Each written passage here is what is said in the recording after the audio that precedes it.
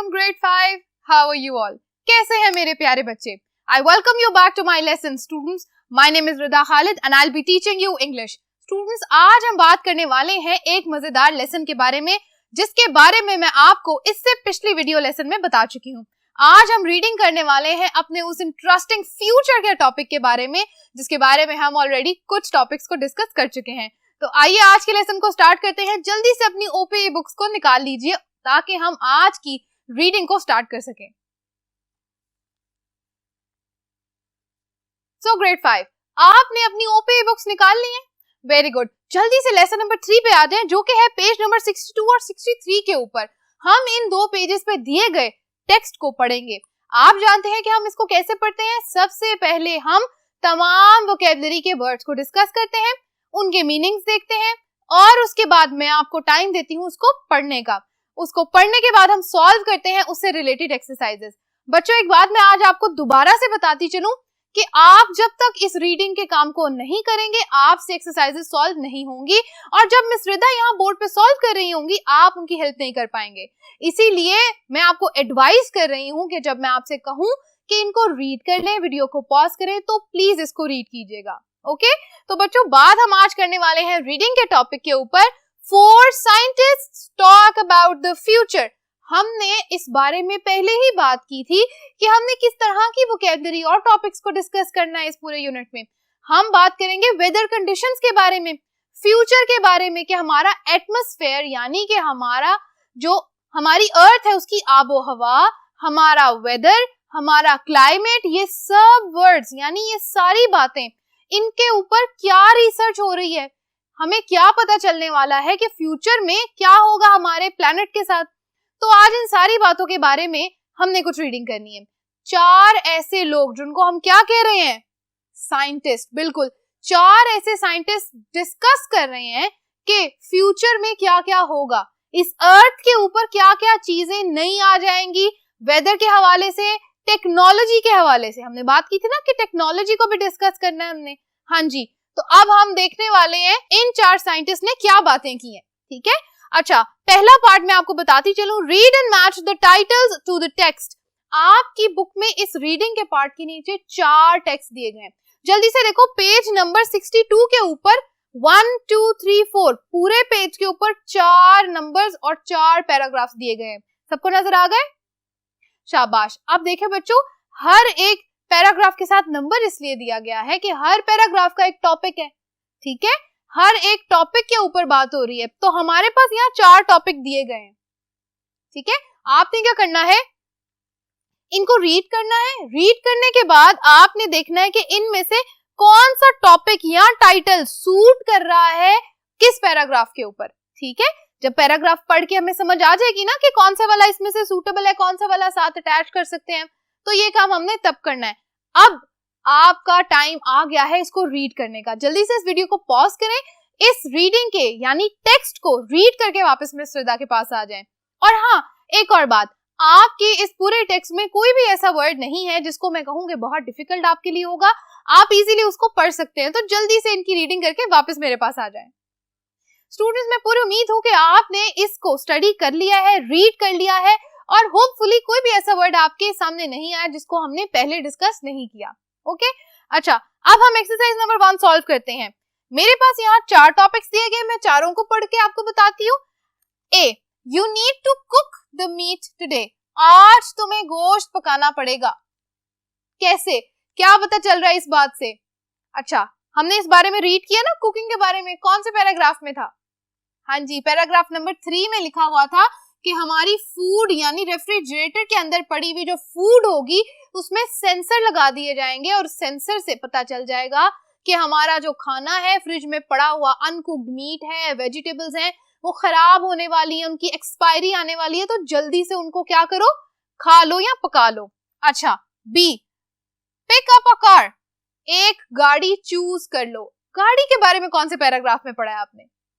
हाँ जी, paragraph number 2 में। Remember, जो इलेक्ट्रिक कार्स की बात हो रही है कि वो क्या होंगी, क्राउडेड एरियाज में लगाई जाएंगी, रख दी जाएंगी, शॉपिंग एरियाज के बाहर, जहां पर क्या होगा, लोग आएंगे और उन शॉपिंग कार्ट्स के अंदर से शॉपिंग कर लेंगे और उस इलेक्ट्रिक जो बस है या कार है उसके बारे में कितनी सारी इंफॉर्मेशन हमने पढ़ी है ना। अच्छा, number C, the sea is rising. कौन से पैराग्राफ में सी लेवल के राइज यानी बढ़ने की बात हो रही है? हाँ जी, पैराग्राफ नंबर 4 में बताया जा रहा है कि ग्लेशियर्स मेल्ट हो रहे हैं, जिसकी वजह से क्या हो रहा है, समंदर का लेवल क्या हो रहा है, इंक्रीज कर रहा है, राइज कर रहा है। ठीक हो गया। D, is anyone out there? क्या वहां पर कोई मौजूद है? जब हम आवाज लगाते हैं ना कि आप किसी खाली जगह पे जाके एकदम से कहते हैं कोई है, तो हम उसको इंग्लिश में उस फ्रेज को कहते हैं इज एनीवन आउट देयर।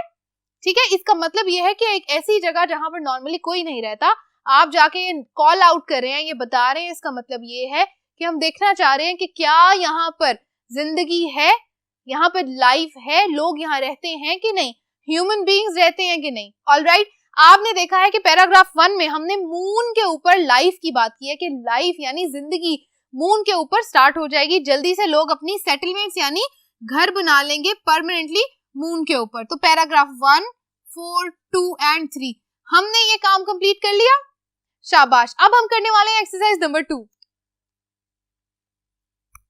तो बच्चों, एक्सरसाइज नंबर 2 में हमारे पास मैचिंग दी गई है। आपने क्या करना है, ABCDEF, यहाँ पर आपको 6 पिक्चर्स आपकी बुक में दिखाई दे रही हैं।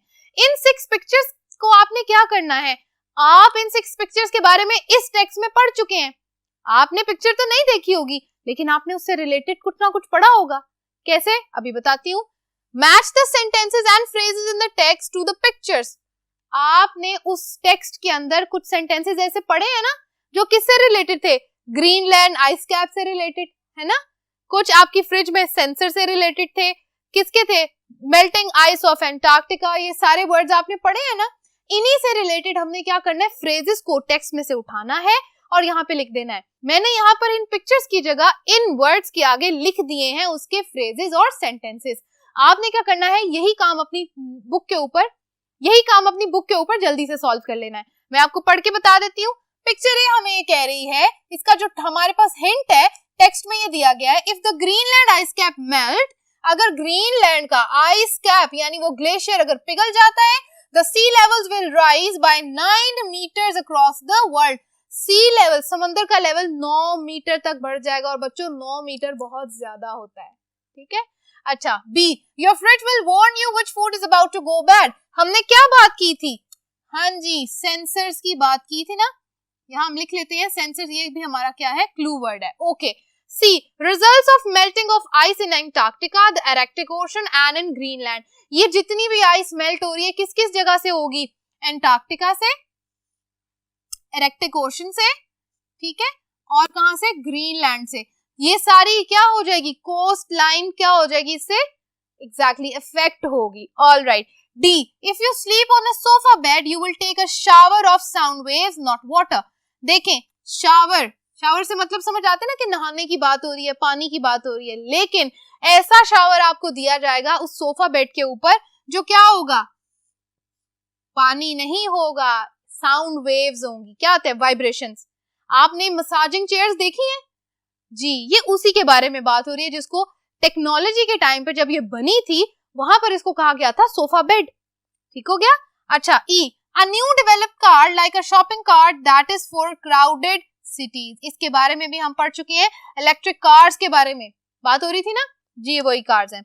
यहाँ पर हम लिख लेते हैं इलेक्ट्रिक कार्स ताकि हमें थोड़ा आइडिया हो जाए। ठीक है, electric cars. Okay, next, some futurologists say that there will be settlements on the moon. Settlements का मतलब होता है permanent resident. Permanent residence का मतलब है घर या रिहाइश। जो आपका घर है, जहां आप रहते हैं, वो आपकी परमानेंट रेजिडेंस है ना, आप परमानेंटली वहां रहते हैं। तो सेटलमेंट्स का मतलब है कि चांद पे लोग घर बना लेंगे। कैसे बनाएंगे, ये आपकी बुक में इस पिक्चर में भी बताया गया है। फ्यूचरोलॉजिस्ट के बारे में मैं आपको बता चुकी हूँ, ऐसे लोग होते हैं जो फ्यूचर प्रेडिक्ट करते हैं, जो बताते हैं कि फ्यूचर में क्या हो रहा है। ये वही 4 साइंटिस्ट हैं जिनके बारे में हम बात कर रहे हैं। ठीक है, तो बच्चों यहाँ तक सबने मेरे साथ ये काम कंप्लीट कर लिया। आई होप सबने ये सेंटेंसेस और फ्रेजेस लिख लिए होंगे। अब हम करने वाले हैं एक और exercise. Exercise number 3 is mark the mark the statements true T और फॉल्स F। हमने इन स्टेटमेंट्स को क्या करना है, ट्रू या फॉल्स लिखना है। चले जी इस काम को करते हैं। Number 1, people will definitely live on the moon in future. हाँ जी, ट्रू या फॉल्स? बिल्कुल true, so let's write a P। Number 2, we shall find large creatures on some of the planets. बात हो रही है कि हमें कुछ प्लैनेट्स के ऊपर लार्ज क्रिएचर्स यानी बड़े बड़े मखलूक यानी डिफरेंट किस्म की क्रिएचर्स मिलेंगी। कहां पर? डिफरेंट प्लैनेट्स पे रहती हुई। Is it true? जी, साइंटिस्ट कहते हैं that it's true. 3, people in towns will be able to borrow one of the new electric cars. यानी शहर में रहने वाले जो लोग हैं, वो जो इलेक्ट्रिक कार्स की बात हुई थी ना, they will be able to borrow one, यानी वो एक ले लेंगे किसी से। आपको लगता है? नहीं, क्योंकि वो किस पर्पस के लिए थी? हाँ जी, वो तो शॉपिंग मॉल्स के लिए है, शॉपिंग पर्पस के लिए। अच्छा, 4, the cars will not be suitable for travelling long distance. वो जो गाड़ियां हैं वो कह रहे हैं कि लॉन्ग डिस्टेंस ट्रैवलिंग के लिए वो सूटेबल नहीं है, आप उनमें दूर नहीं कहीं जा सकते। बिल्कुल, क्योंकि वो शॉपिंग पर्पसेस के लिए, तो हम इसको फॉल्स कह देंगे। Number 5, houses and flats will be bigger in future. हाँ जी, यानी घर और फ्लैट्स क्या होंगे? Will be bigger in future, बड़े हो जाएंगे फ्यूचर में, बड़े बड़े होंगे। इज इट ट्रू और is it false? Is it true, let's write T। अच्छा जी, it will be possible to receive your medicine without a nurse in future. कह रहे हैं कि जी नर्स के बगैर आपको क्या मिल जाएगी? मेडिसिन। आपने वो स्किन और सेंसर वाली बात पढ़ी है? अगर आपने पढ़ी है तो आपको याद होगा कि ये है ट्रू स्टेटमेंट। ओके, सबने मेरे साथ ये एक्सरसाइज सॉल्व कर ली? शाबाश। अब हम करने वाले exercise number 4, complete the statements with words from the text. जो अभी हमने टेक्स्ट पढ़ा है ना, इसी के अंदर से वर्ड्स लेके हमने ये सेंटेंस पूरे करने हैं। अब बच्चों, इन सेंटेंसेस के आगे हमें जब ये ब्लैंक दी गई है तो ब्लैंक से पहले एक अल्फाबेट दिया गया है। हम इस तरह के सेंटेंसेस पहले भी सॉल्व कर चुके हैं जहां पर एक हमें अल्फाबेट पहले दिया होता है, तो हम गेस कर लेते हैं कि ये वर्ड क्या है। ठीक है, अच्छा चलें इसको सॉल्व करते हैं। The spacecraft circled the earth in and that। जो spacecraft था, circled का मतलब क्या है? गोल गोल घूमा। The earth, circle the earth मतलब अर्थ के इर्द गिर्द गोल गोल घूमा। in and, हाँ जी, orbit, O लिखा है, RBIT लिख देते हैं, orbit। orbit मतलब उसका मदार। Number 2, computers can examine lots of scientific dash in a very short time। कह रहे हैं कि कंप्यूटर्स क्या कर सकते हैं? बहुत सारा साइंटिफिक डी डैश बहुत थोड़े टाइम में क्या कर सकते हैं? एग्जामिन कर सकते हैं, उसके बारे में जांच कर सकते हैं। तो हम यहाँ लिख देते हैं डाटा, DATA, डाटा। ऑलराइट, चले जी बाकी के सेंटेंसेस को भी कंप्लीट कर लेते हैं। Number 3, things that are the same size and shape can be dash on top of each other. वो चीजें जो साइज में और शेप में एक जैसी होंगी, उनको क्या कर सकते हैं? हाँ जी, they can be stacked on top of each other, मतलब ऐसे, लाइक दिस, पैरेलल ऐसे रख दी जाएंगी। ठीक है। Use number 4, you sit on a dash during the day and turn it into a bed at night. हाँ जी, सबको पता चल गया, sofa, bed. Okay. Number 5, dash can mean well dress और इट कैन मीन इंटेलिजेंट। हमने इस बारे में अपने एक लेसन में पढ़ा था कि सोफिस्टिकेटेड टेक्नोलॉजी क्या होती है।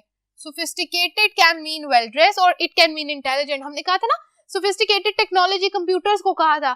तो सोफिस्टिकेटेड के दो मतलब हो सकते हैं, या तो आप उसको कह सकते हैं कि वो वेल ड्रेस्ड है, या इसका एक और मतलब है जो क्या रिलेट कर रहा है यहाँ पे, इंटेलिजेंट, यानी ऐसी इंटेलिजेंट मशीनरी जो हमें क्या कर रही है? हेल्प कर रही है। तो पर्सनल कंप्यूटर्स या जो कंप्यूटर्स हम यूज करते हैं वो क्या है? Sophisticated technology. Okay. A dash is a small piece of equipment that notices change in temperature, light और मूवमेंट। हमने बात की थी फ्रिज के अंदर, रेफ्रिजरेटर के अंदर क्या लग जाएगा? छोटा सा, बिल्कुल, अ सेंसर, SENSOR, सेंसर, यानी सेंस कर लेगा, छोटी सी इक्विपमेंट, छोटी सी डिवाइस जो हमें बता देगी कि किस में चेंज आ रहा है, टेम्परेचर में, लाइट में और मूवमेंट में। 7, a dash of medicine is a right quantity of medicines that you take। यानी a dash of medicine क्या होता है? कलेक्टिव नाउन जी, a dose of medicine, DOSE, dose of medicine वो क्या होती है? राइट क्वांटिटी, यानी जितनी हमें जरूरत है सिर्फ उतनी सी होती है डोज जब हम दवाई लेते हैं। 8, GW is the increase in temperature of the air on planet Earth. हमारी अर्थ प्लैनेट के ऊपर टेम्परेचर जो बढ़ रहा है, हमने ग्रीन हाउस गैसेस की बात की थी, किसको याद है जल्दी से बता दो। हाँ जी, ये है जी ग्लोबल वार्मिंग। ऑल राइट, तो स्टूडेंट्स यहाँ तक हमारा हो गया ये लेसन भी कंप्लीट। हमने आज मिलके सॉल्व कर लिया लेसन नंबर 3, रीडिंग भी कर ली और उसके दी गई जितनी भी एक्सरसाइजेस थी उनको भी सॉल्व कर लिया। That's it for today students. अब हम अगले वीडियो लेसन में मिलेंगे जो कि होगा लेसन नंबर 4 के बारे में। तब तक के लिए अपना काम करते रहिए, खुश रहिए, अल्लाह हाफिज।